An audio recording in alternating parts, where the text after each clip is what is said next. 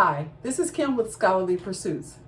During this segment, we're going to talk to someone who recently went through the job applying process.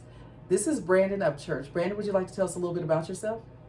So, how's it going, everybody? So, my name is Brandon Upchurch, and from Columbus, Ohio, and I've recently been hired for a position down in Akron with the Behavioral Health Services, and I'll be working as a compliance officer out there. So, very excited, and I've been watching the Scholarly Pursuits content for quite a while now, and it really helped me along with my process of hunting for a job and also securing a position. So, I'm very excited to talk with the owner of Scholarly Pursuits about my process.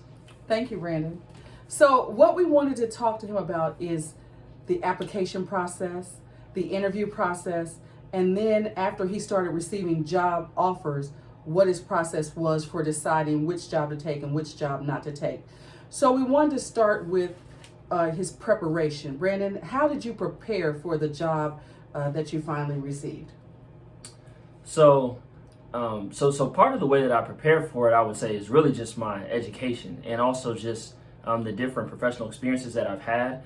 And so I made sure that it was all kind of focused in on the jobs and in the areas that I was going into. And so my academic expertise and my academic background is based within behavioral health. So I made sure that, any of the internships and any of kind of the professional educational experiences I had, they kind of tied in with that. So most recently, I had an internship with the prison system in Ohio, a behavioral health internship, and before that, I had one with the county court system.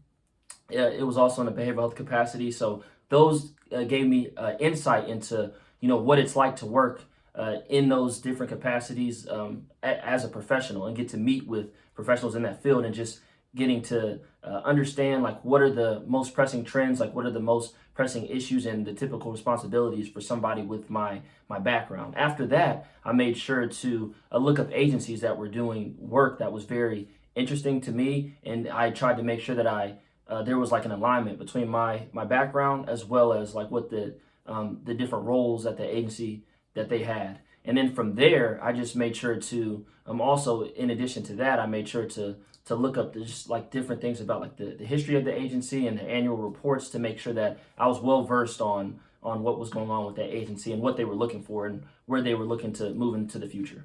Okay, so let's talk a little bit more about your preparation. So you received your degree from Ohio State in social work. Yes. Master's in social work. And so a lot of these opportunities that you received were through the program of social work where you different counselors and advisors and different opportunities that present themselves as a part of your schooling, correct? Correct. So a lot of it was through school, and I'll take it back even farther beyond the master's degree that I'll be receiving at the beginning of next month. So really, when I was in my undergraduate studies with OSU, I pursued a degree within the behavioral health field with psychology. And so I majored in that. And so in one of the internships I had in undergrad as well with the Department of Youth Services, it was also a behavioral health internship. And a lot of my classes, just learning about just different topics, that's really shaped, even how I applied for this or how I prepared for this internship or this position, postgraduate position, even into this day. Just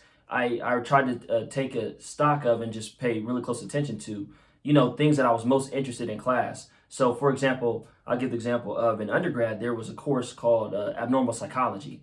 And so from that, I learned that I was very interested in psychopathology, and I've pursued professional experiences in that regard. So just making sure that I'm well versed in that. And then to take it back to my most recent academic experience with the Masters of Social Work, I looked at just different classes like the one that focused on the DSM, the Diagnostic and Statistical Manual, that different providers use to provide diagnoses for clients with behavioral health concerns.